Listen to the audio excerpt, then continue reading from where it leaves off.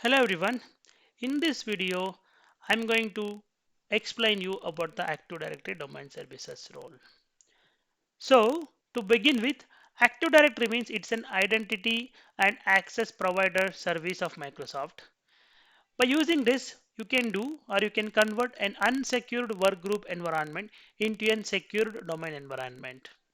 So using this, you can get centralized authentication where you can create all the users at one place and provide access to the computers and the application. And you can provide centralized administration to control the computers and the users. You don't have to log into each and every computer. Just by logging into your domain controller, you can do all the activities and the controls of users and computers. And we'll also get single sign-on. Single sign-on means you have to enter a username password at the one time at the first time.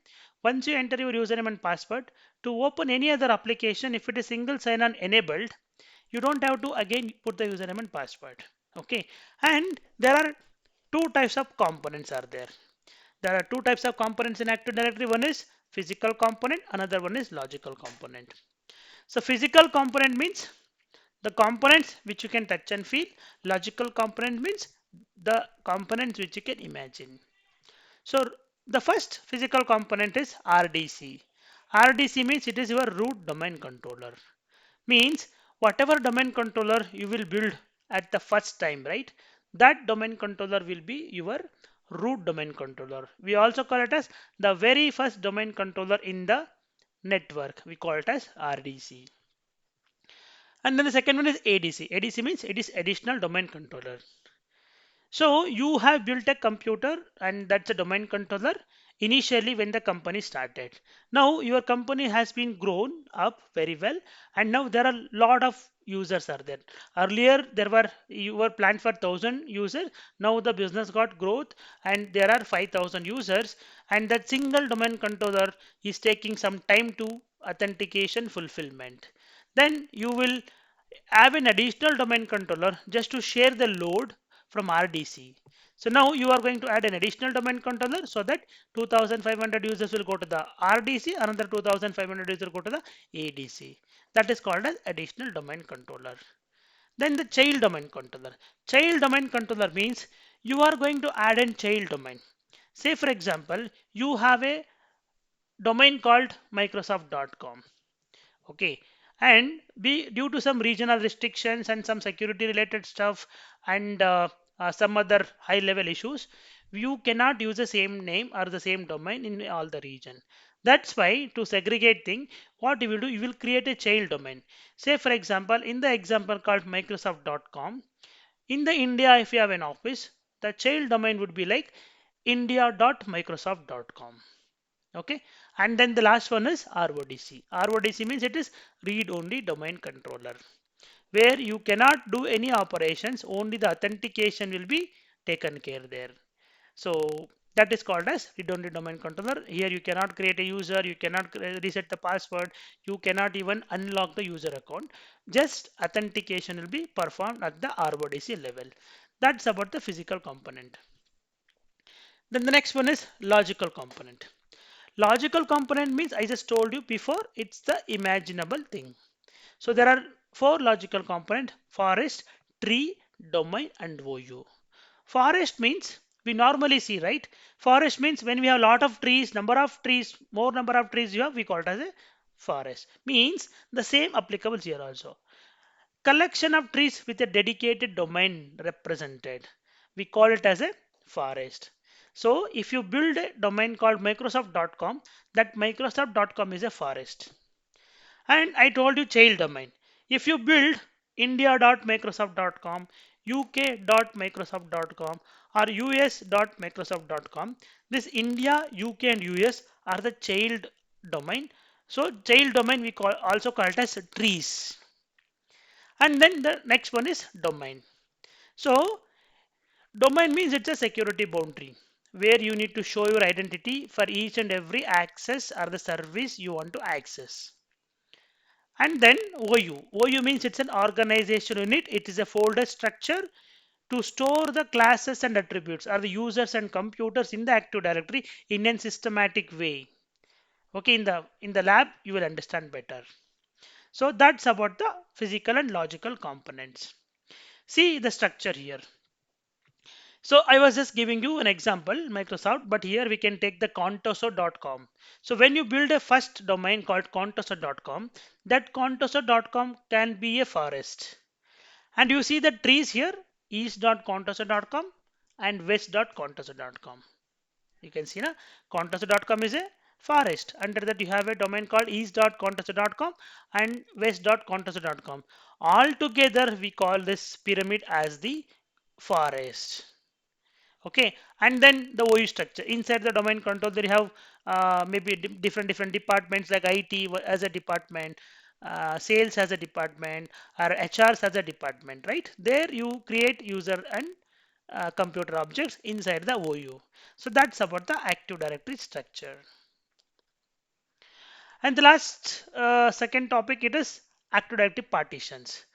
So by default, Active Directory will have only three partitions. One is schema partition, configuration partition, domain partition, and the application partition. When you integrate any application with the Active Directory, then the fourth partition will be created called application partition. So schema means it's a very important partition, or the main partition which stores all the classes and attributes on classes and attributes of the domain. Classes means either user, groups, computer, names, shared folder, etc. Attribute means first name, last name, or the group name, a description, manager name. All these are the attributes. The configuration partition store all the added and removed namespace of the entire forest. If you want to add a new DNS server, it will go and sit in this configuration partition. How many number of DNS servers are there? That will also be sitting in the configuration partition. The sites and subnet information also stores in the configuration partition. And then the domain partition. So domain partition will store the information of the user accounts and passwords and IDs, telephone number, etc. related to the domain. That is why this domain partition will be there. And the application partition, I told you, whenever you are integrating an application with the Active Directory, that will keep a separate partition. It will not mix up the things with the Active Directory partition, but it will just create a separate partition to store that information. So if you create or if you integrate DNS along with Active Directory, then that will be created in an application partition and store it. And remember, note, so Active Directory and the DNS are both are integrated. So Active Directory will never work without the DNS. Okay. So when you install Active Directory, if you don't install DNS, the Active Directory on its own will install the DNS role. I'll show you when I do the lab. Okay. So both are integrated, both needed. So DNS will work without the Active Directory, but Active Directory will never work without the DNS. See some of the important ports numbers are there like RPC 135. Okay, LDAP is the very important port which is 389. Global catalog is 3268. DNS is 53. Kerberos is 88. So these are all the important port number. Try to make a note of it. Okay, any questions or doubts, ping me or put it in the comments. I'll help you there. So these are some of the terminologies like ntds.dat. NTDS means it is a new technology directory service dot directory information tree. DAT means it is directory information tree. This is the Active Directory database file name, and the DAT is the file extension. Okay, where the database will be stored.